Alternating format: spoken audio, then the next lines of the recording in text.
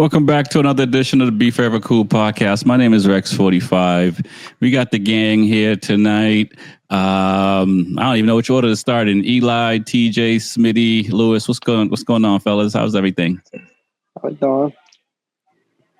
Smitty, how you doing, man? You good? Doing pretty good. There's in a lot of old man pain right now. I probably need surgery, but I'll be all right, man. Got a heel spur going on. It hurts. Oh man, is that old man stuff? Yeah, man. That's old man stuff. Man, that's unfortunate, man. I hope you don't need surgery. Hopefully they can give you some stuff. You do? So you're just going to have to figure out when you're going to do it. After my season, yeah. After your season, I love it. Speaking of season, guys, let's talk about the classic. Over $400,000 to be exact was given out over this past weekend at Loudon at the Classic, which is pretty impressive. TJ, you were there. Eli, you guys are both racing. TJ was racing. Eli, you was racing. Let's start with Eli, man. How was the Classic for you? And just tell us what the atmosphere was like and all that fun stuff. Oh, it was great. Super, super sick. No, I mean, it was cool. I had such a weird weekend. It was up, down, I had the highest of the highs and lowest of the lows all in one weekend. I wish they were spread out. I could take the lowest of the lows, not the Classic, just, maybe next round. But right. At the Classic, man, that's with so much money on the line, man, to walk away only with I hate saying it this way, but only walk away with $7,000 or $8,000. It's not what I need. It's not good. But Friday, I've talked to a lot of people. It's that weekend I rode the best I've ever ridden in my life. Nice. Set 3 track records. Some of the hooligan guys from Moto America came for the Street Fighter class at Loudon, and all these guys are they allowed the V2 in, which is not Moto America legal, but Ducati sponsored the race, so we'll let it slide. Right. But these guys are on super powered bikes and great riders, so it's challenge. But I was out there on a Duke 890, and we were able to top qualify without a qualifying tire, and we put on a show for the locals. Set track record on that, obviously. Set track record on the 400, and I guess for the bike record, at least I set a bike record on the 790. So it's really good until the races came around. Right. So, you set a lot of records. Let's talk, you mentioned a few of the bikes. How many different bikes did you ride for the weekend? And did you also coach at all for Penguin? Yeah, I did the 2-day school. I coached both days with the Penguin School. I raced 4 bikes this weekend. Wow. I raced KTM 450, Supermoto, Ninja 400, Duke 790, and Duke 890. It's pretty impressive. I tried racing, my KTM RC390 and my R6, and I had to choose which one because, the difference in speed between those bikes for me made me struggle a little bit more. Whichever bike I ridden the most, I was the fastest on, and which it's if it's one race on the RC and a few races on the R6, then I was quicker on that. But I found it difficult to go back and forth on the different bikes. How was that for you, switching different CC bikes? And the Motard is a lot different than any of the other bikes. Yeah, I've never really struggled with it. Luckily, it's because my statement I always said I have to go back on now because I always told people no matter what bike I'm on, if I'm in a street bike position, I know I have GP shift. If I'm on an upright bike, I know I have standard shift, which the hooligans throw that all around because I have GP shift on the hooligans. Right. But that's usually how I always used to be. But now it's okay, now I'm I have all these different bikes, and yeah, I never really struggled. Luckily, the way that qualifying went, I went from, what was it? Oh, I did the Classic qualifying on the 790 first. Then I went to the 890 for the hooligan qualifying, then to the 400. So I went from fast-ish to the fastest bike to the slowest bike. So when I hopped on that 400, and I haven't ridden a 400 since Moto America last year. So we just bought a frame and threw a bike together in 3 days the week of the Classic. And I rode 4 laps during the practice day on it. And it was bogging, so we fixed it. I was like, all right, you know what? It's fine. I'll just put this away until qualifying. And yeah, funny enough, not riding it, I came out first lap of qualifying, and I reset the lap record by 4/10. So Wow. it was nice to just do that, and yeah, it's cool. I mean, it's not. Luckily, I don't have a problem switching, but I could definitely see how it's a big problem. It's a lot different speeds, a lot different braking points, different acceleration points, different. Right. Every single reference point's different. Yeah. And let me ask, I mean, outside of just being a competitor, like, being on 4 different bikes and making that decision, how did that come about? Because we see as TJ's on one bike, a lot of folks are on one bike, but jumping on 4 bikes, it was more just trying to capitalize on how much cash you can make, or you just like riding bikes. I mean, both. Money's nice. We love money, and usually every single weekend I race, it's always money focus. And I hate saying that because it's like I've ruined kind of my own experience in racing multiple times because I'm so money focused. Oh, let's hit these local races just to win money. Mm-hmm. I don't care about the fun. I don't care about riding. I don't care about this. I don't care about that. I'm just there for money. But to ride all these other bikes, it's fun. I mean, could I do without it? Sure. Like the 790 I borrowed from John Donald, and he was grateful enough to let me ride it for the first 3 rounds. And unless I found, because that was going to be my hooligan bike. The 790 was going to be the hooligan bike, and I was going to go find a 600 to race the Classic on, and then I had my 400. But then things came around, and I didn't have a 600, and we bought an 890 3 days before the second round, and I was like, all right, new plan. I guess I'll race 2 hooligans, one in the Classic, one in the Street Fighter race, and then I have the other 2 bikes for the 400 races for the pro class, and the Motar was just I had 2 races for local stuff that weekend. Nice. TJ, man, how was the Classic for you, the overall weekend? I mean, we talked off here, obviously, and I heard about, some of your obstacles just getting to the track, and at least you didn't put oil on the racetrack. You might have left it on Route 106. Yeah, I was so ready for the weekend. It was actually pretty awesome. I mean, it rained like the times that we wanted to, so it was pretty dry, a pretty nice weekend overall. The Classic was really fun to watch. On my way to the track, I did my oil change and all my prep to get there. I went to like a Valvoline, to get a service, and they didn't tighten that oil filter, which I didn't know. So I drove 2 hours to the track, and I have an open trailer, so my tire was covered in oil and my trailer was soaked. So I found out that I had a loose oil filter, tightened that up, and basically ended the night. And when it comes to the track, you got to pack your spare stuff. And I thought I had enough, and apparently I didn't. I didn't bring my spare rim.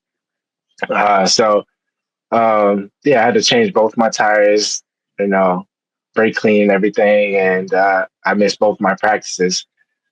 So I went straight out to race on Friday, and Right. ran a little wide in the corner, and bent the rim a little bit. It was my mistake, and I had to change the rim. Didn't have a spare, but one of my friends did, and his was a little warped, so had a little shake in 4th and 5th gear. But I had a fun weekend. I had 3 races, 1 Friday, 2 Sunday. Nice. But the Classic was really fun, especially watching Eli. Show his racecraft on the 400. Watching him follow Adam Mascaro for like first 5 laps, and then decide to overtake him in turn 3. That was pretty cool. So I was gonna ask you, like, how was you planning that overtake, and how did that come about? Because that you haven't been on that bike in a while, so that was fun to watch. But the Classic was really awesome, man. The top 15 put down minute and 12, and minute and 13 was 16th. So these guys are moving. And Eli, before you talk about that pass, like what was the atmosphere like? Because I know this is the third year that the purse is there, and they were trying to bring out as many people as possible. And from some of the stuff I've read online, it sounds like it was a good turnout. But like, what was the atmosphere like for the weekend? And it's also Bike Week up in Laconia and up that way. Yeah, it was really good. There's like it was a start of Bike Week, so Bike Week's still going on, but they have all the tents set up and just a lot of things going on. It was really well organized this go around. It's always been, but this time it was like a more of an expected event. A lot of people showed up, I believe, so it was a good turnout. Got you. Eli, man, how was that pass? And overall, just tell us a little bit more about the races on Saturday with the classic and the hooligan race and stuff. I mean the pass.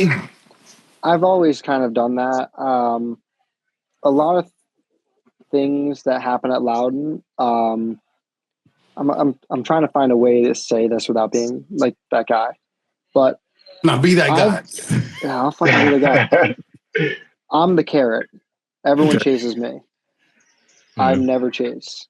Yeah. I've always set the pace. I've always pushed my own win, and all these other people. And actually, not this weekend changed it, but before this weekend, everyone needed me to go fast. They had that carrot. They had the person that was doing the times to run with me. And then actually Adam Mascaro didn't need that.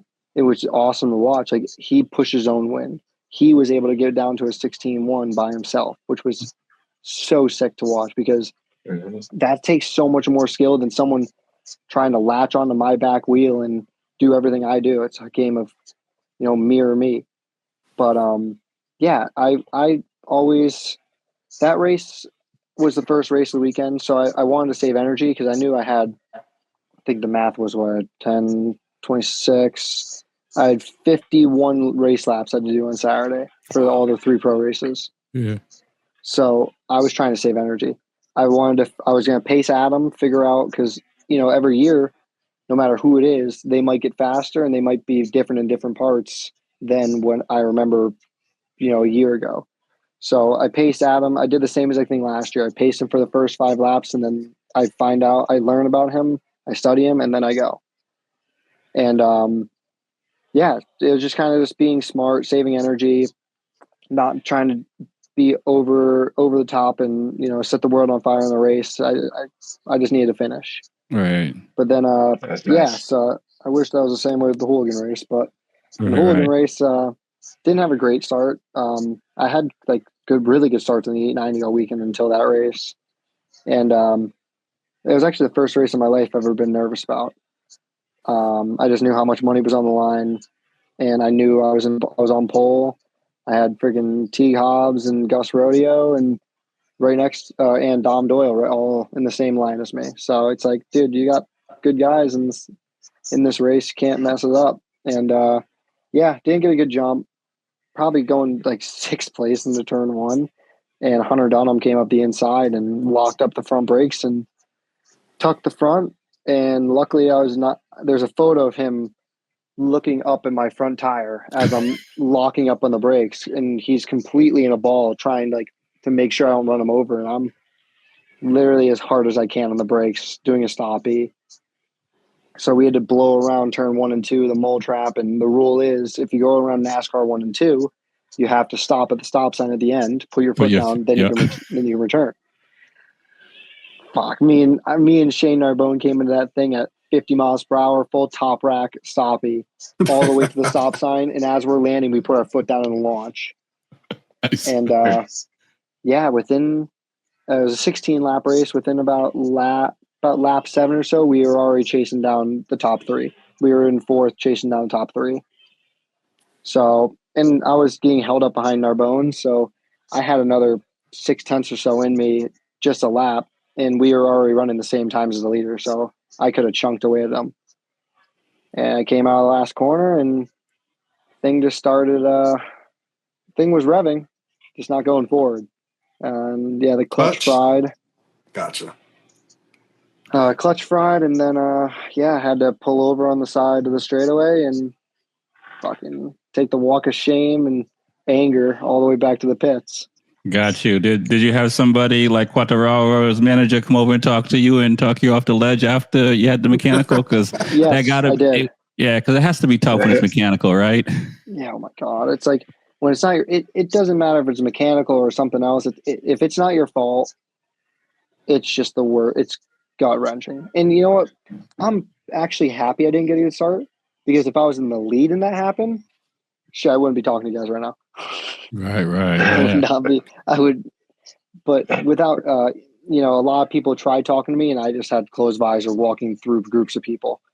And Ian Beam, you guys obviously, TJ and Rex, you guys know him. He would not let me by him. He stopped me, fucking calmed me down, gave me a hug, and I just lost it. Yeah. And actually, I calmed me down enough to the point where I turned around, walked back out to the pit wall, and cheered on my friends for the rest of the race.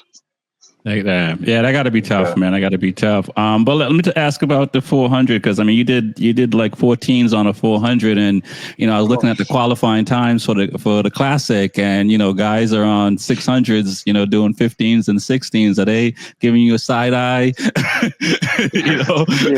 Asking you a question like how because I'm wondering, like outside of turn 3, are you even using the brakes on the 400? Yeah. Yep. Yeah, I use brakes. I use them in turn 1, 3, 6. About I touch them in if I actually, it's cool. We got a video of an onboard video of me facing my my throttle hand, so I can send that to you actually, because it's really cool. We did that on practice, and it's cool. You can see it. I'm very big on touching the front brake just to plant the front tire on the ground. I'm very conscious and very good at doing that. It's like I'm not putting any pressure on it. I'm literally just tapping the thing just so I can get a little weight on the front. Oh. But other than that, I've learned, because I used to be a big brake masher. I used to just fucking hammer that thing and then let go. And learning through Moto America and through a lot of other things, it's like I rather brake at the same spot and brake with 50% less 50% less brake pressure, and just figure out how to roll through. And I'm huge on that. And I've been figuring that out for the last few years, and it helps a lot in the 400, and not on the big bikes, but on the 400s a lot. Nice. Tyler Scott won the race. He looked like he led 25 laps. The whole thing. It sounds like it was a train of 5 guys. Eric Wood, I think Shane Norbone, and I know is Jake Lewis, and I know I'm missing one person. Joe Lamondre. What was that like to see? I mean, either Eli or TJ. I didn't get to see it because I was racing. You're in 9th place. I was back in the 790. It was pretty cool to see. Like for me being at Loudon for the past 5 years, to see out of towners come to this track and absolutely just put down amazing times. And the train was awesome. Like it separates, as a race goes on, it separates over time. But those top 5 riders was holding it down. And it's really good to see, especially Eric Wood out there keeping up with everybody. And it was doing, everybody was riding really well out there. It was pretty impressive. Yeah, he's over. It was nice weather this time. Yeah. Before I ask the rest of the guys if they have any questions for you two about the classic, what are you guys' thoughts on for next year? Because the last few years, I mean, this year we saw like Moto America is talking about it more and posting about it. Last year we didn't see that. Do you think the classic it could turn into something like Daytona? Never know. I mean, hopefully not. I mean, like, it would be cool in a good way. Also, yes. It would have to be an open bike rule, though. Because if it hopefully not, why not? Because if Moto America takes over, none of the locals can race.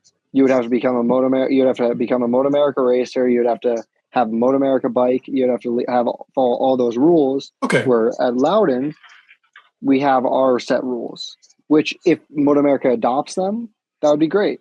But I don't think they would. Okay, fair enough. That's my only thing against it. Like, that's my only reasoning. But I mean, yeah, it's cool. I mean, this year actually was the smallest turnout of Moto America riders we've had, which is funny. We only had like 6 or 7 of them. Mm-hmm. Better for us. I mean, good for us. You're right, but, right. Especially in my situation this year. But yeah, no, it was. I think it would be cool to have more and more of these guys show up. Mm-hmm. I don't know. The timing's horrible. Being at the start of Bike Week, it's not good. If we were kind of where we used to be, we were in the last week of Bike Week, then, these guys on Harleys going to Wares Beach, they have to drive on 106. Right. They have to drive by the speedway. They hear bikes. They see all this big, these big setups of these demo rides and all this shit. That's what brings them in. And they're like, oh shit, there's a race going on this weekend? Oh, this is how big the purse is? All these guys are coming? Oh, we'll have to come check it out. That's what brings it in. And obviously this isn't Niemer's choice, this isn't anything.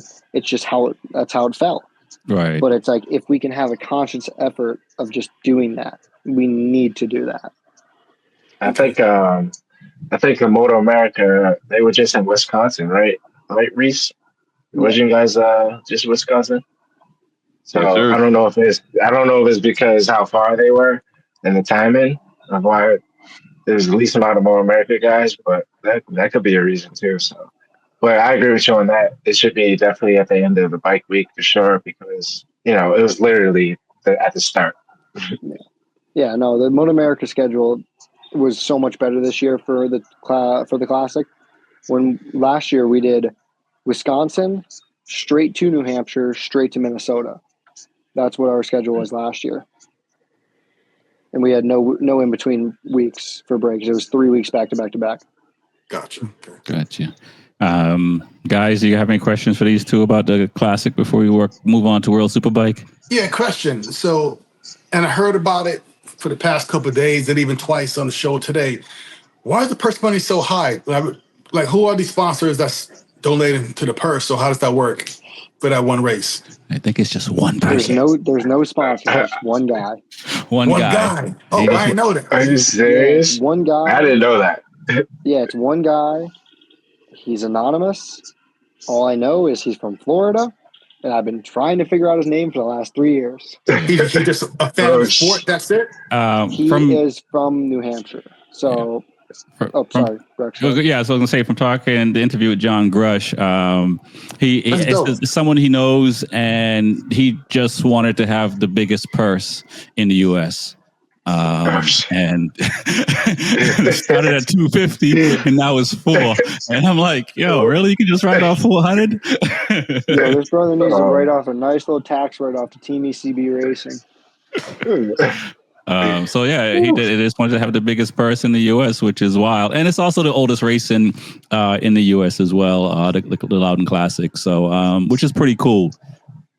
Okay. How about yourself, Reese or Lewis? I hate that track. I don't even want to talk about that track. It's okay. All I know. Track's not as dangerous as a flying JL in turn 1 as he punted me. Yeah, I had my biggest high side of my life there, and I never went back. I said, there's plenty of the tracks I can kill myself at. This shit pond will not be the track I die at. Seeing Tyler Scott getting that 60K, Reese, you guys attack Yamaha and that's party money or nothing. Pocket money, you mean? That too. Gas money for the next round. Right, that's pretty much it. Pocket money. Dude, I mean, we're happy for them. I mean, we talked about it. Those Yamaha riders can't race it. The contract? It's in the contract. No Contracts, riders can't do it. Oh no! And we got too much more money. Yep. Too much money on the line. Mm-hmm. Oh, wow. That's why Blake Davis couldn't do it. Oh, no kidding. Blake Davis did the first year when he was on N2. Mm-hmm. Wow. So what does the contract say? They can't ride at like club. Can't take unnecessary risks. It's like he's saying unnecessary risks. Can't do certain things like that. That's out of the contract. You can't do that. Like you can't ride a motorcycle when you race motorcycles. Wow. We race motorcycles under certain conditions. Their job is to race Moto America. If they're not racing Moto America, they're testing for Moto America. Gotcha. Testing at Loudon's not going to do anything than fucking dirt sampling a wall. That's it. Yeah, I get it. It's like these people that lick the doorknobs. It's like, no, let's just lick a wall real quick. Take it on. So is this just a Yamaha thing? Is this just a Yamaha thing, or is this a Moto America rule? Team by team. Okay. Team bike rule. Yeah. Team bike rule. Like there's a couple guys, the other guys they can't do it neither. So. Because like the first year, there was like PJ Jacobson. There was a couple of the Moto America guys. Like the 100th Classic. So that was I think years ago. and you can correct me if I'm wrong on this one, but I think it started after Jake Gagne had his incident at Daytona, going at the pit wall. Oh, no brakes? I remember that one. No brakes, because I think that's what started causing this talk. And then I talked to Blake Davis because I'm friends with him. I'm like, so you're going to come back? He's like telling me the whole ins and out. And he's like, I can't, if I go to a team or him himself, if you're on a team that's factory supported by Yamaha, you can't ride their bike, but you still have to ride a Yamaha. That's what the deal was with Blake. If he's personally supported by Yamaha, you cannot do it. That's wild. That's wild. I mean, I get it. You gotta stay safe. And you gotta look at the bigger picture. Mm-hmm. Our bigger picture is the championship, not that purse. You're getting that kind of money with, all your sponsors. Right. I mean, Rex, so in a sense, same thing can happen. It is party money for you guys. Right. Yeah, Rex. I mean, like, I'll finish off with this one, but same thing could happen. What happened to me in the Classic? Right. I was just riding around, and next thing you know, some retard comes flying into turn one and T-bones me at 100 miles per hour. That's the risk that they would take doing that. For what? Right. 60K for 60K, you can make that up with, your placement with your sponsors and everything else. Not it. It ain't worth it. But on that note, I do have to head out.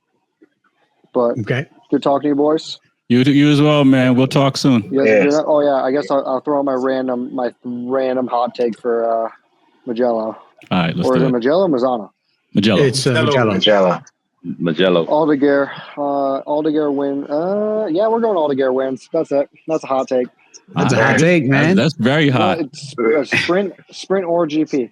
Okay. I threw out Zarco for French GP. Throwing out another hot take. That's legitimate. I mean, it's possible. I don't. It's gonna be hard, but it's possible. I don't feel as strong throwing money down on this one. I felt way too strong about throwing money on Zarco. This one, I might not throw money on. But I say I will. Yeah, I know you're ready for him to win. I know you are. I've been waiting. Yeah, he only got 5 people in front of him at the moment, so I can see that. I mean, you never know. The Marquez brothers can take each other out. Bagnaya's going to be in the back of the pack shitting himself. Yeah, sounds about right. And what? He's got to deal with a KTM that's faster straightaway, but they can't turn. Getting Rex mad now. Talk bad about No. Come on, man. Don't do that.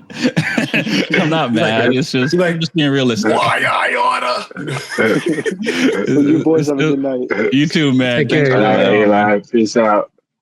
Definitely, fellas, man. What's going on, Reese? How you doing, man? I'm hanging in there, man. Can't complain. Just leaving the shop. That's what's up, man. Putting in the hours. Let's talk about World Superbike over in Mazzano, the other town in Italy. This past weekend on World Superbike. I mean, I think the biggest news is Top Rock is coming to Yamaha on the factory for 2026. But it looks somebody like said that. somebody might have, Who was? You know, it's like, you know, you did mention that. I mean, you must have got a call, you know. I'll mention it right behind you, Lou. Yeah. Same conversation. Right behind you. I will drop that. It looks like certain Jack Miller will be moving to World Superbike as things stand right now. So stay tuned. Okay. So it's going to be Jack out of those. Not Oliveira. He's not going to lose his seat. I don't think he's going to lose his seat. Wow. Because I think Jack has a bigger opportunity if he decides to move than if he stays. There's just going to be another 1 year contract. Right. If he moves, he can get a multi-year contract in World Superbike that keeps him riding for another 2 years. And this is he's done so many 1 year contracts now that I think that 2 year commitment will take a little bit of weight off his chest and give him the opportunity to settle in, and he'll be a big fish again. I mean, he's a pretty big guy now in MotoGP. The fans like him, but you go to World Superbike on the right bike, or even not on exactly the right bike, but a competitive bike, you can make a name for yourself again. So where's Jack? If Jack goes, where's he going to go? Honda, Yamaha? So I'm probably going to be Honda. Wow. So now you guys think, so you think Jack is a better rider than Ika and I wouldn't even say Xavi, but Xavi. Yeah. Now he's going to have to obviously get used to the tires, and the bike's obviously going to have a little bit less electronics. He's not going to have ride height devices and all this other crap that he's got to deal with now. But the other big news of the week is Michelin is going to go fuck up World Superbike the way they fucked up MotoGP. So he'll be right back at home with the same shitty tires in about a year. So that's the biggest news with that, man. Michelin is coming in there. I'm like, oh shit. I like Michelin's, man. But you don't think Jack can? I mean, Alvaro is not being signed next year, so Ducati's waiving him. They're piecing him out. It looks like it. So you don't think Jack is good friends with people at Ducati? You don't think Jack can get on a Ducati for 2026? Nah. Hey, why not? I think he has a better opportunity on Honda with his money long term. It's a better opportunity sitting over there. Yeah, Ducati. I think he's going to Ducati 1 year. Yeah, Ducati already has their veteran in Bulega. Like, they're probably going to want to bring up a young rider, up and coming rider, and give him that opportunity. I don't even think if they have the choice, I don't even think they'll get anybody from actually Superbike. They'll probably get somebody from Supersport. Okay, really, and bring them up to Ducati. I won't even say it would be a Ducati rider. I think they're going to go after the best Supersport rider they can find and put him on the Ducati team next to Bulega. Okay. That way, they can continue to have this like 1-2 punch, 1-2 punch, 1-2 punch. Anna Carrasco. You don't think Nilo Petrucci has a chance, man? I mean, he's number 3 on the duck. Nah. Really? I think that age. He got a lot of miles on him, man. But I mean, if it's like a 1 year, 2 year contract, or you can say that you can call it quits at that. For a factory teams usually do 2 year contracts. Okay. Because I'm not going to put all this money into somebody only for 1 year, unless it's like a top rack that's going to come and is like willing to do 1 year that I already know this guy comes with a lot of talent. He's going to be able to do it. Like Danilo Petrucci is doing well in World Superbike, but again, he's got a lot of miles on him. He's got a lot of injuries. He's getting to that point in his career where things are starting to hurt that didn't hurt. He's grown bone spurs probably. So you don't think he got 2 years in him?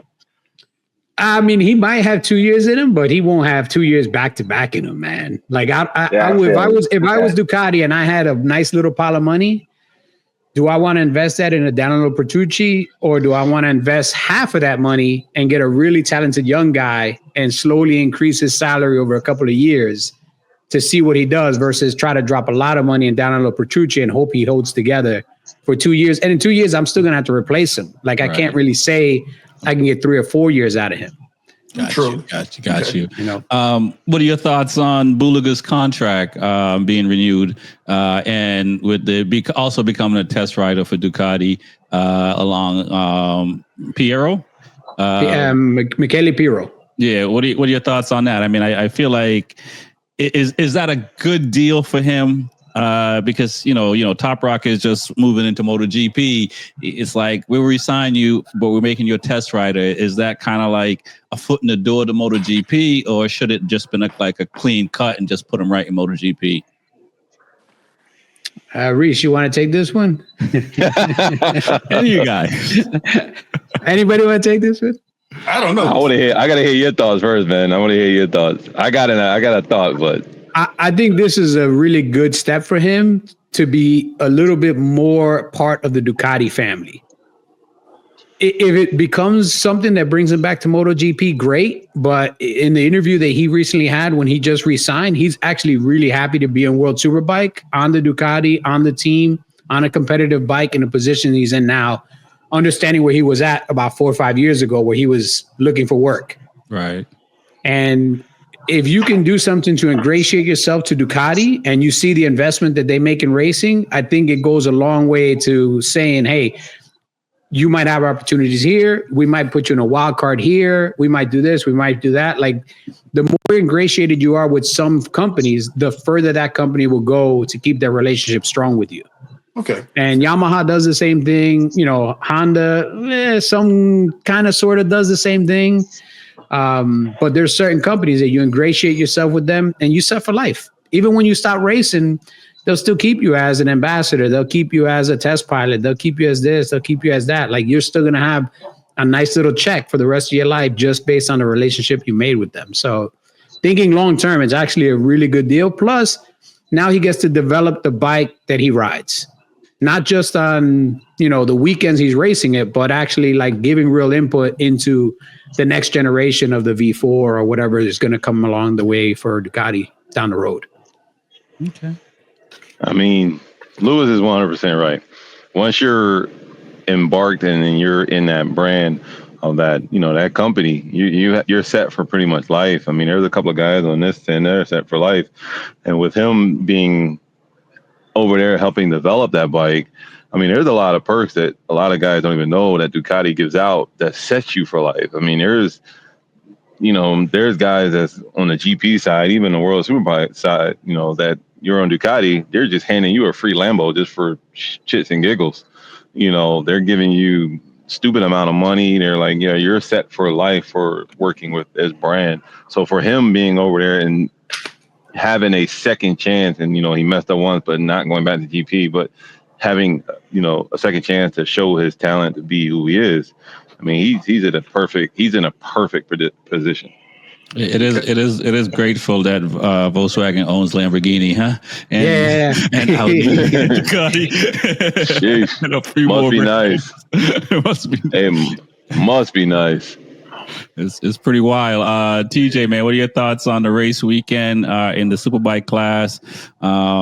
Looks like Top Rock ran away with it, but there was craziness with Bassani and taking out Bulaga. What are your thoughts on the race weekend? I didn't see too much of it, to be honest, because I was racing the same weekend. But for the looks of it, I mean, room for Bulaga for sure this year to try to, overtake to get that championship would be a good sight to see. Know how hard Top Rock is working, but it seems like Top Rock is still pulling out some race wins with being unstoppable. But yeah, I still gotta, check to see all the video footage and all that on the takeout. Right. Smitty, what are your thoughts on the weekend? And, was Top Rock imitating Marc Marquez in race 2, where he just kept stretching out the times between first and second place? A little bit, yeah. But, first race, like I said, thing happened. He won by a good margin. Race 2, a little closer. But the whole thing about what I thought before was that Bulaga was going to just like run away, the whole thing. But he's only, like 10 points up now? So it's got pretty close to this past weekend. So I like where it's going so far, It should be come down to the wire next couple of races, Right. Reese, what are your thoughts on the race weekend? And you're Yamaha guy. Yamaha looks good. I forget who was out. Not Locatelli. It starts with an A. Well, again, I'm messing his name up. Agata? He's out, right? Because he got injured. What are your thoughts on the weekend?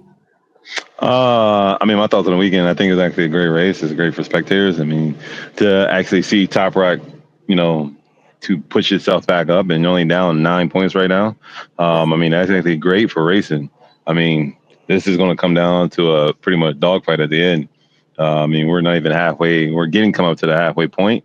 Right. So, I mean, there's going to be a dogfight, man. I think it should be a great battle. I mean, Bulika looks hungry. Top Rock's hungry because, he wants to win and take the plate with him. So I think at this point, I mean, it's going to be good all the way to the end. I mean, I'm looking forward to it. Right. Louis, did you know that Alvaro was going to get re-signed? That he was going to get kicked out by by Ducati, and also he looked pretty good. I mean, he probably should have looked like that in race one. Is probably something you would say. No, I mean, this whole season, Alvaro's been doing this kind of like girl that's not interested in you, wants to date you, but doesn't really want to show interest in you, but does like when you take her out kind of deal. Like, he's been doing that since the beginning of the season. And I think Ducati finally was like, yeah, I got a new bitch. like I don't need to deal with your shit, Sound like you had experience with this. Yeah, a couple of dates. Hey, man, this third date, nothing's happening. Got to get a new one. But that's kind of been, Louis. It's that 2 week rule. It's that 2 week rule, man. Being from New York, I'll tell you, if I got to pay more than 2 tolls to go see you, you live too far from me. That Verrazano bridge, no joke. I was gonna say you gotta cross that Verrazano. If I gotta do the GW and the Verrazano, it's a wrap. Sorry, I can't see. It's like $40 right there one way. That's ridiculous. Reese knows. That Verrazano ain't no joke. I gotta cross the Gatos just to get there, man. Jesus Christ. But yeah, he's been kind of playing this game the entire season, and I think Ducati just finally called his bluff, and they were like, you know what, man, we could either keep working with an aging star that's kind of been shown up by his younger riders since the younger riders showed up. I mean, from the minute Buliga showed up, yeah, he showed that he is the number one rider on that team, and he ran away with it, and slowly, like, he separated himself from Alvaro in a bunch of ways. I mean, you see it in the numbers, you see it in the statistics, you see it in race after race. It's really him and Toprak that are at the top of the field, and everybody else is kind of battling for third. And even though Bautista is still a very competent rider, I think he will find another ride in Superbike. But I'm not surprised that Ducati cut him at all. Right. I think Ducati, like I said, I think they're going to look for a young, hungry person from Super Sport, maybe I don't think Moto 2, but probably Super Sport, and bring them right up into the field, put them right there. I mean, like I said, I don't think they're going to grab some old veteran and put him on a factory seat. I think they're going to look for a young rider that can be like the next step after Buliga decides to go whichever direction he decides to go. Right. I think those days of bringing in the older riders, I should say, into World Superbike are kind of gone. I think we're seeing that in MotoGP now, outside of Top Rock coming over. I think we've seen that. Smitty, where do you think Alvaro is going to go? If Miller is on a Honda, you think Honda is going to bring Alvaro back? Look, if not, where else? I got the wildest take, man. I just made a shit up in my head just now. Man. Oh, God.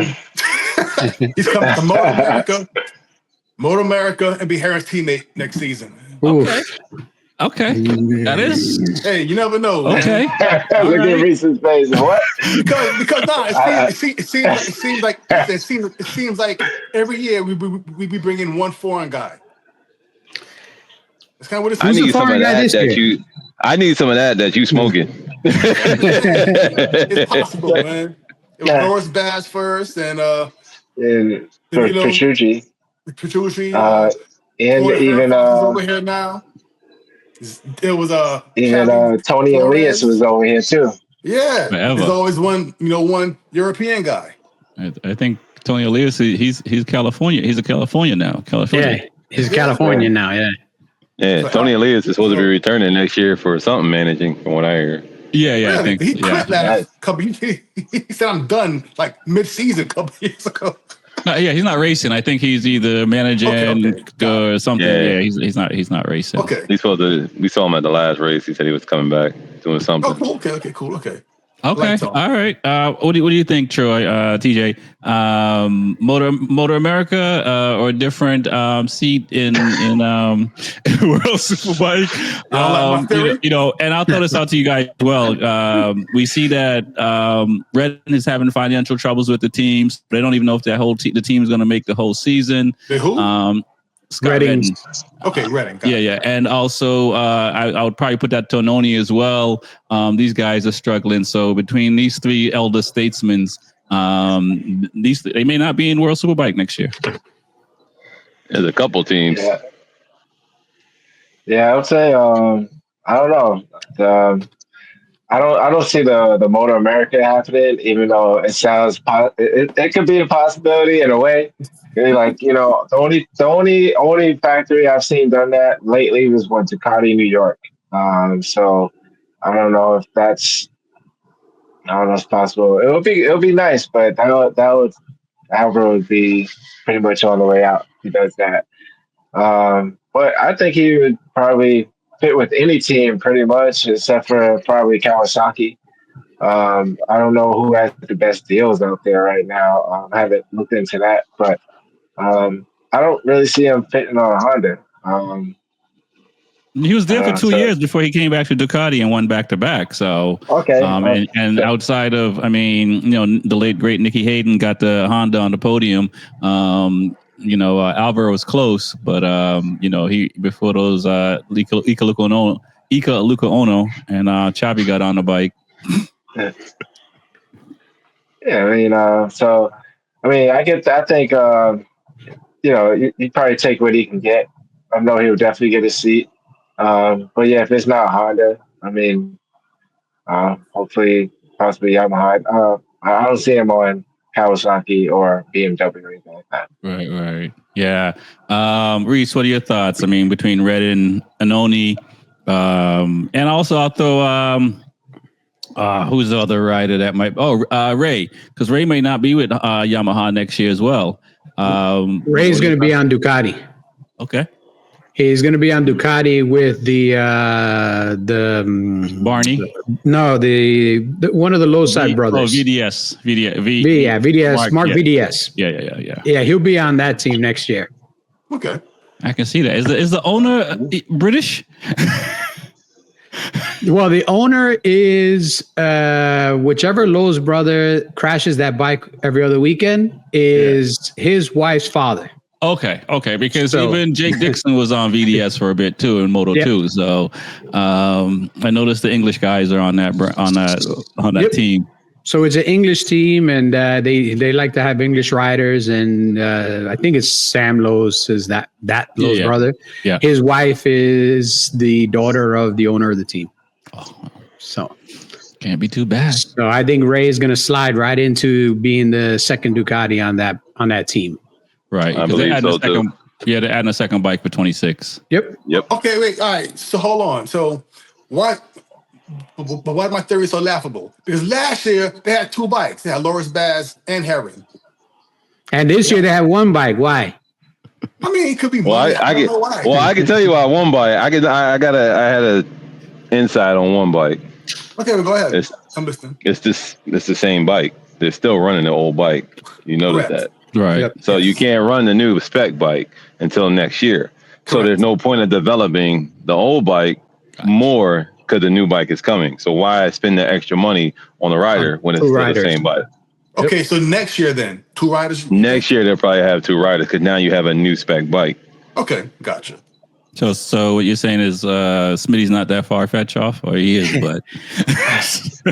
he might be far-fetched. I think the Let's Ducati Europe is giving them some money, which they've been doing. Shit, it's going to be a foreign guy next year, though. Some Europeans is going to come here next year. I don't know who, but why not Alvaro? You know what I'm saying? Alvaro's going to want some money, though. He's going to want a lot of money. Right. Yeah, he don't race for 300,000. No. You gotta think about it. The top guy in Moto America is probably making about a good 500 to 600,000. Wow. That's the top guy. Yeah. So they're gonna have to pay him to come over. Right. So you're gonna pay him $1 million? That's cutting in a lot of your budget. Gotcha. What are you guys' thoughts on Redden and Anoni and their troubles? Because it seems like it's more financial. I mean, I know Anoni was hurt, but it seems like they also run into this financial wall.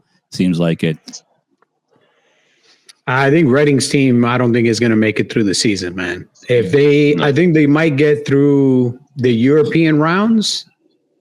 And then after that, I don't see them traveling beyond the European rounds. I think they're going to have to fold up shop unless they find a new significant sponsor that can help them along. I don't think they have the money to complete the season. And Yonone, I think he needs to stop spending money on plastic surgery, man. I think his plastic surgery bill is cutting into his tire money. And he just, he doesn't even look recognizable anymore, man. He looks dead. Like his face looks all morphed out. If you're going to keep doing plastic surgery, you need to just quit riding and go be a model. Jesus Christ. Yeah, he's still talented. He still goes, considering the amount of time that he wasn't racing at the high level to come back and jump right back in. The dude still got talent, but same deal. Like, I think now the lack of financing in his team is probably starting to show up on the grid. And maybe they don't have the best of the greatest stuff every single weekend. And, a rider can only ride so much. A bike needs to do a certain amount of the carrying of the weight. But I think if anybody's going to find another job in World Superbike, it'll be Yannone. I say Yannone finds a job before Bautista finds a job. Okay. And I also hear the Kawasaki team might be out. Yeah, the Kawasaki team might be done. The one with Garrett. Stick a fork in it, done. Because they're not helping develop that bike anymore. Momoda is. They're not giving Garrett anymore. He's got to ride what he rides. Yep. Gotcha. So, and I hear the rumor mill. He wants to come back. He wants to come back home.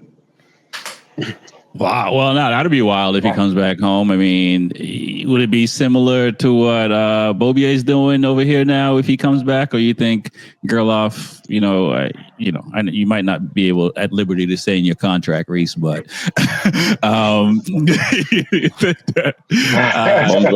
if he did come over, it might be similar. I mean, it could be similar. I mean, who knows? I mean, there's not many seats available. I mean, if somebody does leave, I mean, you got to think about this. I mean, Tytlers only have one bike. If they can find some type of way and they put two, maybe there. Never know if they do 2 bikes over in Ducati. I mean, you're right there. I mean, you never know where you could go. If a seat open up with us, you can open there. I mean, you never know where you could go. You can land up anywhere. I mean, I don't think he's going to go to any small teams. I think he will end up going to a big team. Right. So. And do you guys think? Go ahead. Go ahead. No, go ahead. I was saying, but the way Fong is riding, he ain't trying to get that seat up, man. The dude's looking pretty impressive, At least to me, he is, So. I mean, is this your first factory team? You going to give it up? Nah, I mean, he's showing right picture, He's proving it right. I mean, he's earned that seat. I mean, he was over. He was over in World Superbike this weekend supporting Garrett. Yeah. Right. But I mean, he's not trying to give that thing up. I mean, he's as Lou knows, he's happy. He doesn't have to do multiple things to get an income. He can doesn't focus. Have to be Jamaican. Right. He ain't doing no more side. He can sit. Right. He can sit back and relax. He could just sit back and relax and just focus on riding. No GTA side missions. Yeah. He doesn't have to show up on Wednesday because he got to help set up the canopies on Thursdays and set up the garage on Thursdays and the lifts and everything else. Right. He shows up on Wednesdays, but he shows up late. About 12 o'clock in the afternoon. Hey guys, thanks. You're all done. I was here to help. Yeah, right. just about to come help lay down the floor tiles. Right. Oh, there's one left. I got it. You mentioned that Gerloff might want to come back over, but do you think there's an opportunity for him to stay in World Superbike the way it's looking? And do you think, and outside of the one bike that VDS is adding, do you think any other teams may come into World Superbike where Scott Reddin's team's gone, Anoni's team is gone, and Kawasaki's gone? You think there might be some opportunities there for some new teams? I mean, there is opportunity, but who can afford it? That's the question. It comes down to, who can afford.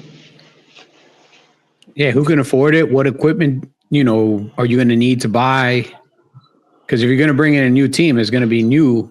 You're not going to buy the equipment of the Kawasaki team that's leaving. So you're going to get the spot the Kawasaki team is leaving behind. But now you need to negotiate with Yamaha or Kawasaki or Honda or somebody else.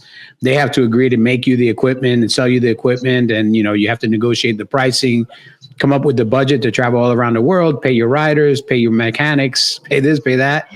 Like, you gotta come to the table with a deep pocket and some serious funding to be able to start a team from scratch. Yep.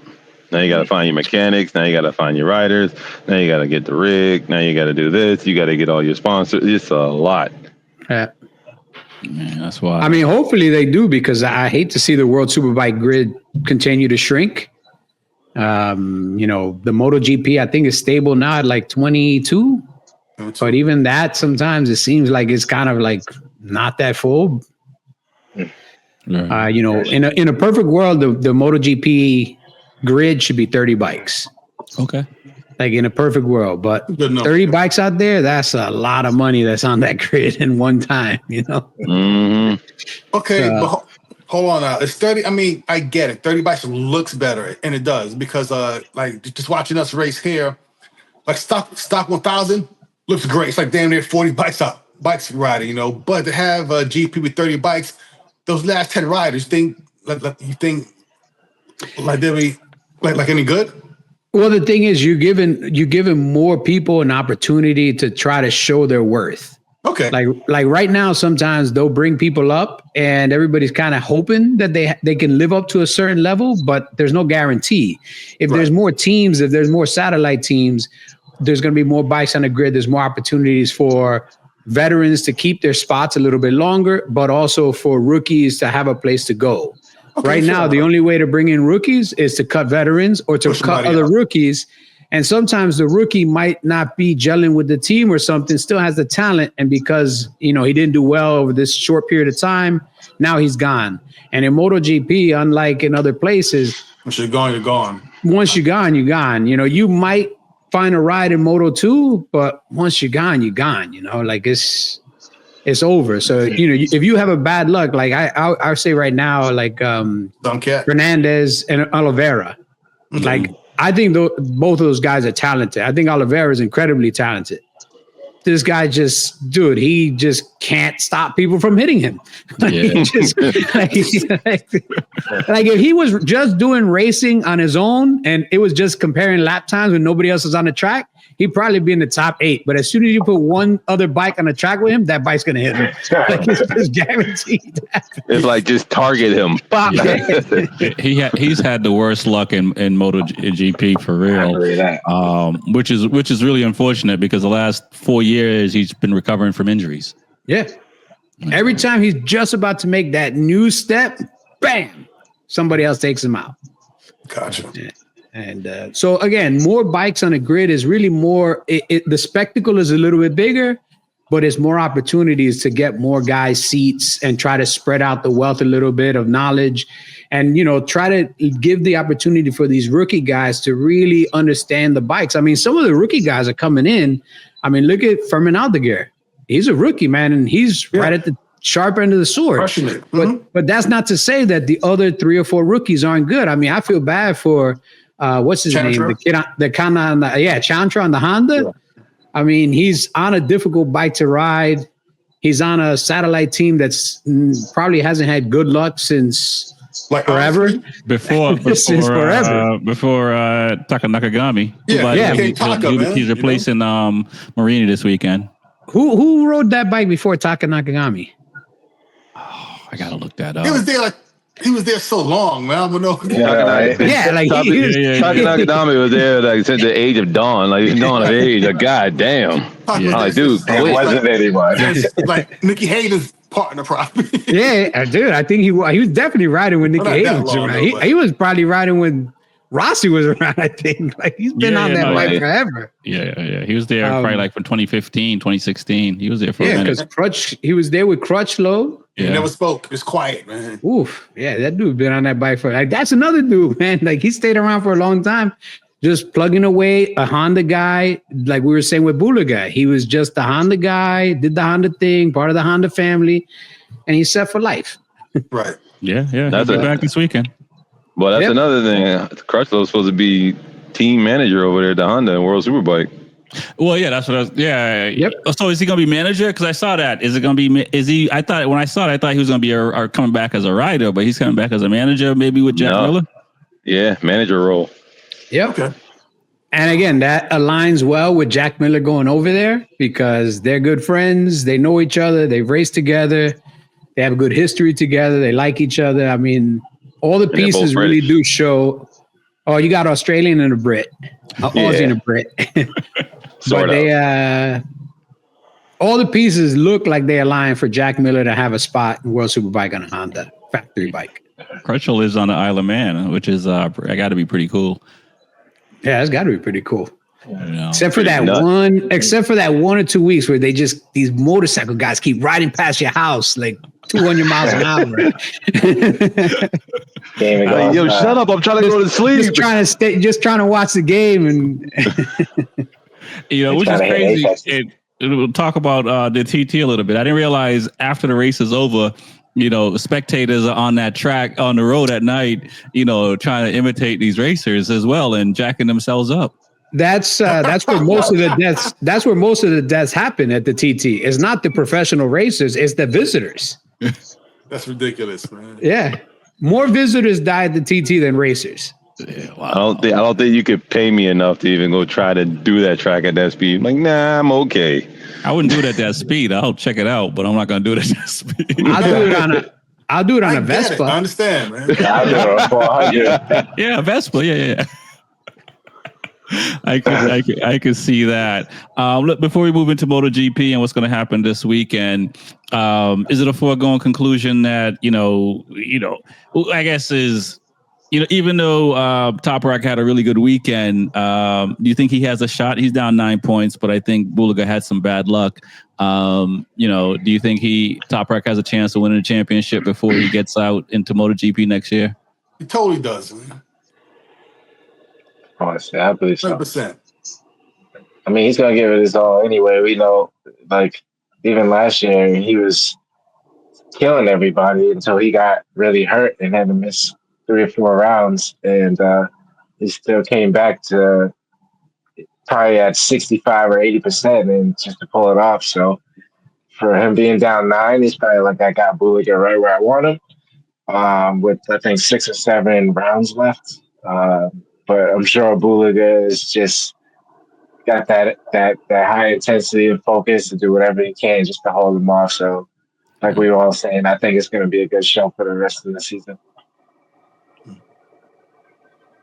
Yeah, I agree with TJ. I mean, he has the opportunity to take the whole thing. I mean, you're only down 9 points. One, as you know, and everyone knows, TJ and including Lewis and Smitty, one screw up, that's it. You DNF, you crash, it's over. He takes over, and it's right there. It's a battle. I mean, it's only 9 points. Right. I mean, that's it. That's not even a half a race. Yeah. He's not Marquez, that could crash 3 times and still be in first place. I know Rex hates hearing that shit. Well, that no one is Marquez? No, I don't hate hearing that. No one is Marquez, So, I mean, we all know it is a Ducati, so it could blow up or he could crash. Leak some oil. Oh, yeah, he did. Yeah, he did have a DNF as well. That's right. He did. So, which is tough. What are you guys' thoughts on Top Rock going to MotoGP in the sense of what it mean to be the first Turkish rider? None of us are Turkish to my knowledge, but the Middle East and over that side, there's a lot of people. There's I'm pretty sure a lot of fans of Top Rock. Does this bring more eyes on MotoGP because of this move? Heck to the yes. Yeah. Oh yeah. And of course, they're like 2-3 billion people. I mean, yeah, it's a lot. It's perfect for Pramac. Bring them over. More people eyes on sponsorships. Money wise, get him set up on. Familiarize with the tracks, and then 27, put him on a GP on a factory spot. There you go. Yeah, that's what I was going to say. Is that for the Pramac team, this is a win-win, because if they have him for 1 year or 2 years, I mean, this is a whole new revenue income. Now they can start targeting sponsors that, have product that target Middle Eastern clients and so forth and so on. So you could probably try to get in like an airline company like Turkish Air. You can try to, there's a whole bunch of new avenues they have now to bring more money. So whatever they're paying him, they're going to make it back tenfold with all the new opportunities that he's going to bring. I mean, even if he's not the fastest guy day one, the guy's still a superstar. And anytime you can add talent, and somebody that's very visible like him, that's always a positive, man. Right. And it's a 2-year commitment. I mean, it's not the end of the world. If he sucks, then he ends up sucking. If he can't get adapted to the bike, which I don't think he can't get adapted to the bike. I mean, the guy knows how to ride a motorcycle. It's a different type of motorcycle, but it's still 2 wheels, a motor, gas, and brakes. And it's not lost on me, Louis, that he's wearing Dainese. So yeah, he's not wearing our helmet though, but we'll let him slide. Show he makes good stuff. But no, it's a great opportunity, I think, for GP, for Pramac, for Yamaha. Everybody is in a win-win here, and it brings in a new rival that already comes with cachet with him. He's actually coming with hey, I'm a multi-time World Superbike champion. If he wins this year, he's the incoming Superbike champion. We haven't had somebody transition from Superbike to MotoGP since Ben Spies. Right. And Ben Spies did, have some moderate success, even though he was on satellite teams until he got on the Ducati team and ended up getting hurt. He had moderate success. He had an opportunity to maybe get to the factory seat, but just never got there. Ended up going to Ducati, and the rest is racing history. Yep. Went into the black hole of the Ducati. I mean, I wish, my boy Trax was here so I can tell him how Rossi didn't develop that bike, because Ben Spies was on the same shit box and had the same results as Rossi on that shit box. Bad shit box. Oh my goodness. TJ, Smitty, what are your thoughts on Top Rock and what it means for more brown people? I mean, okay, so I think it means a lot for his country and his culture, but in terms of results, I don't know. I have no clue what he'll do. He's older, he's a bigger guy, heavier, tall and slim, got that Rossi build, but I don't know. I don't see him doing the same thing he did in Superbike that, in GP. I don't see it.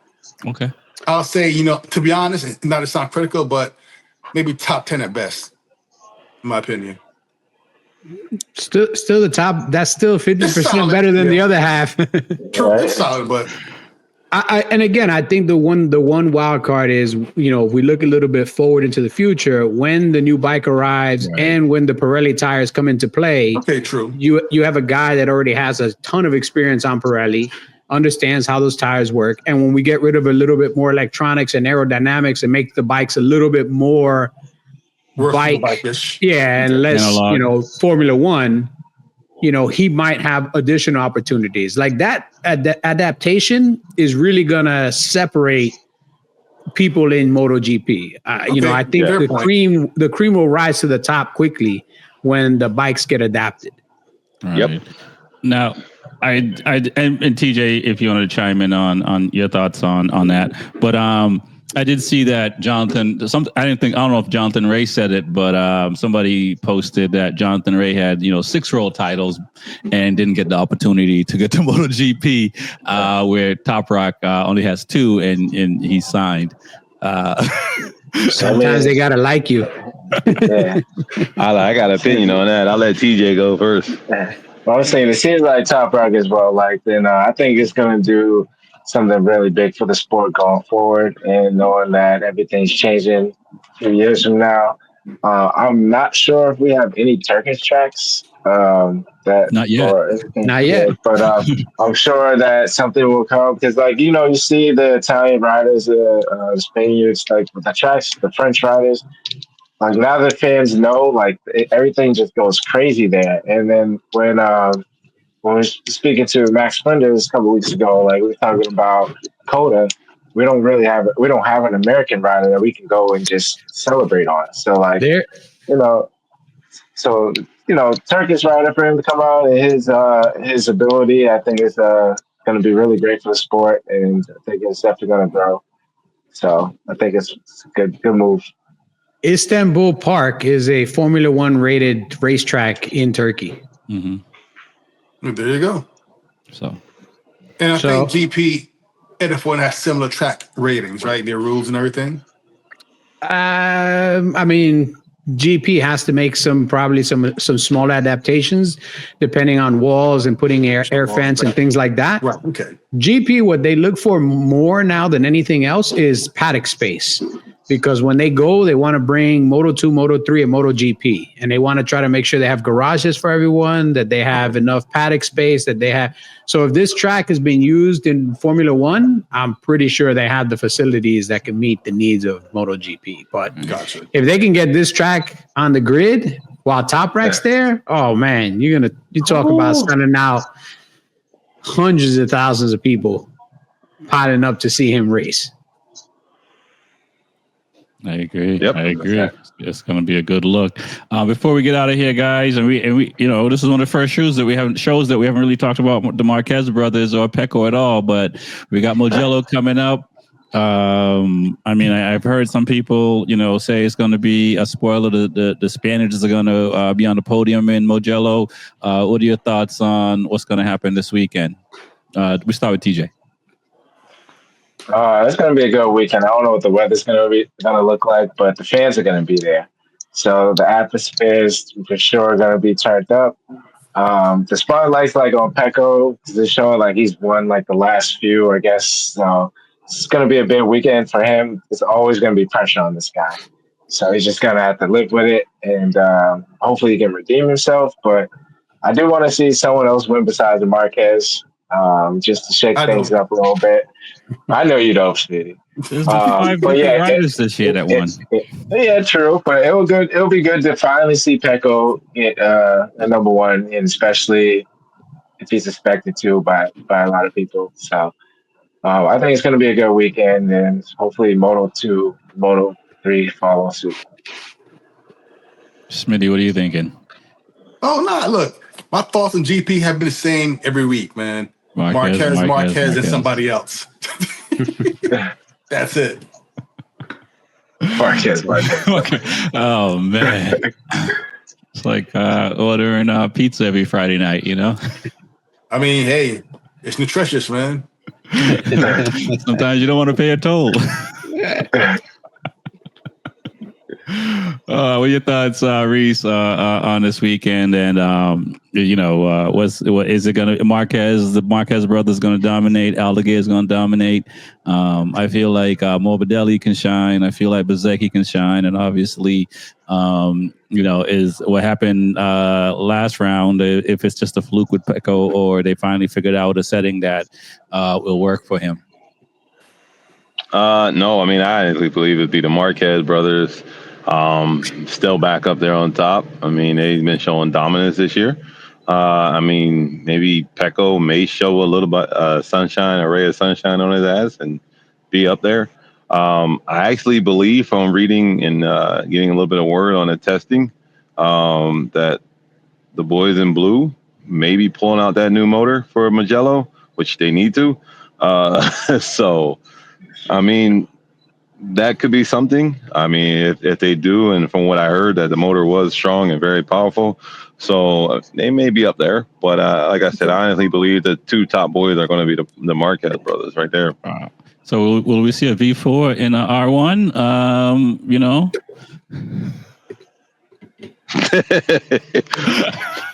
I have no clue. You hope, or you have no clue? A little bit of both. A little bit of both. Okay. I mean, it's just funny though. You actually, it's funny is you actually make more power in an inline 4 than you do in a V4. Wow, really? The top end? Top end? Oh, exactly. Huh? I was like, wait. Top end? Where is his power? You do know the BMW.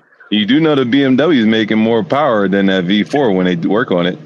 When they have Top Rock on the bike, but Nah, look at the BMW in the Moto America. Look at the BMW. Okay. Look, you know the top speeds that they were hitting in Wisconsin, right? no, I don't know off the top of my head, but they had 201. 201. 201. Wow. Good God. Hey, So before you talk about that V4, you might want to look at your inline force. Hey, check it out. So I heard, like Rich say, that 201 is even less than what it should be because it's clocked before they hit their brakes. So probably 205, probably, right? Yeah. So there's actually something.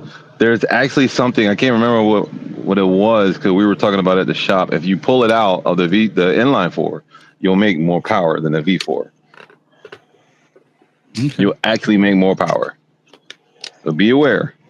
All right. The V4 just has a lot more power at the bottom end. It has that bottom end grunt. Right. Gotcha. Getting out of the corners. Louis, what are your thoughts on Bigger pistons, right? on the weekend? I mean, it's the same. You know, why try to fight the tide, man?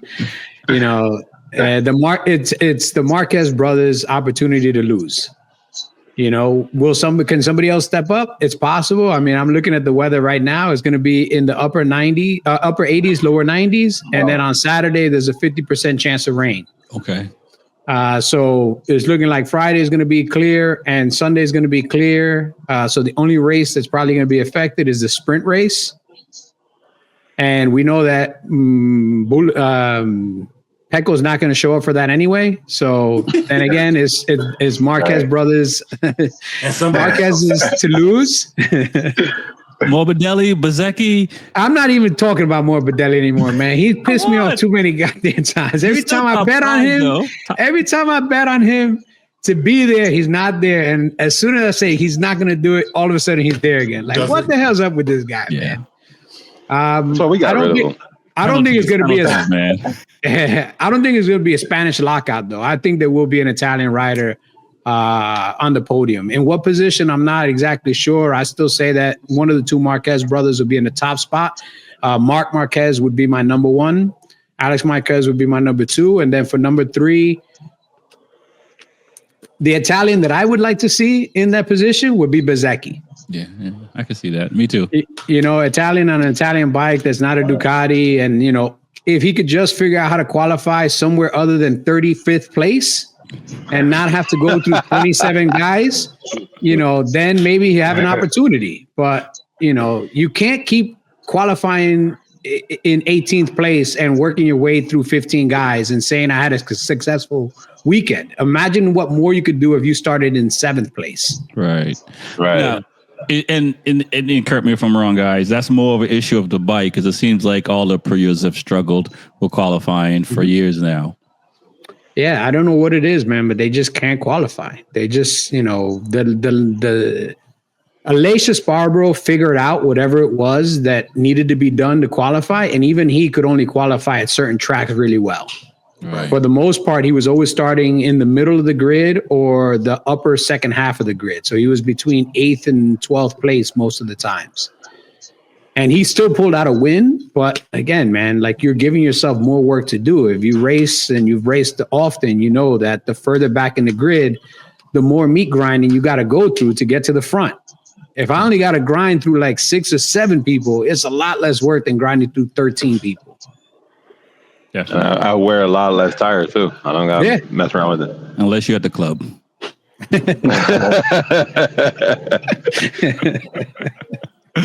Before we get out of here, let's talk about Jorge Martin.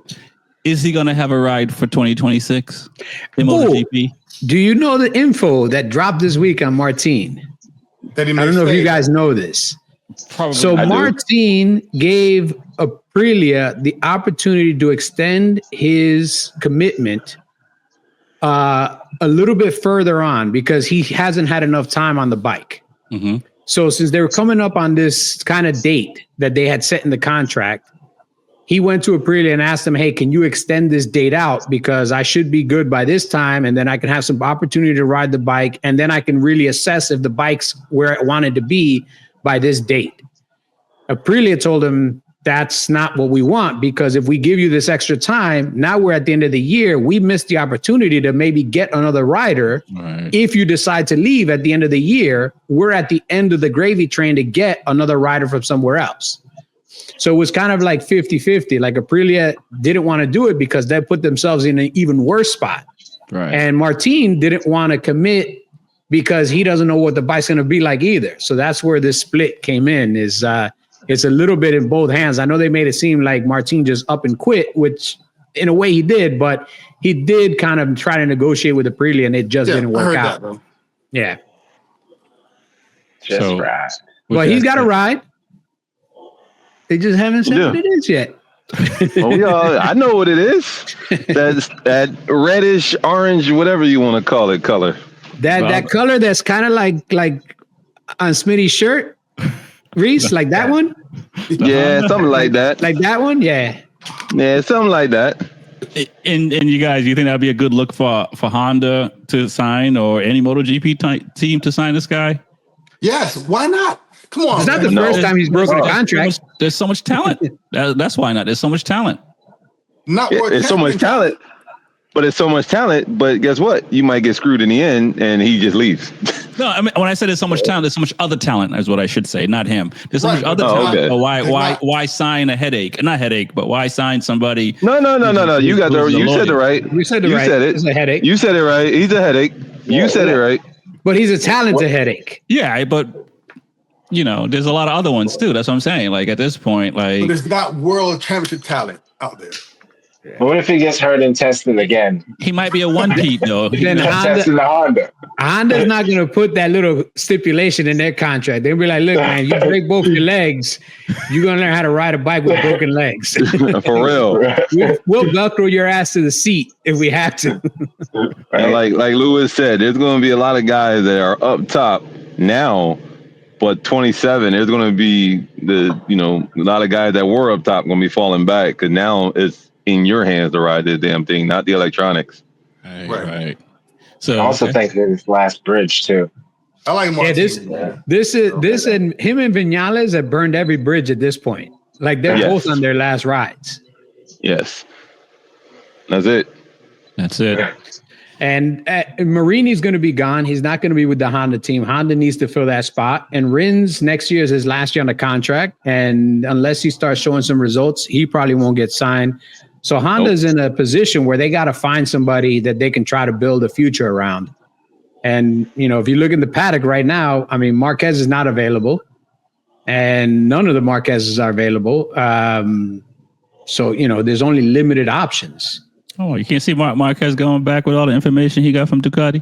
Maybe when the sunset. 27. I don't think he'll go back. Even if Honda got better, I don't think he'll go back, man. I think it's one of those. I think it's one of those things where he's having too much fun at Ducati versus like Honda's strict way of regimenting things. Like, nah. He's loose now. Kevin Bacon foot loose. Right.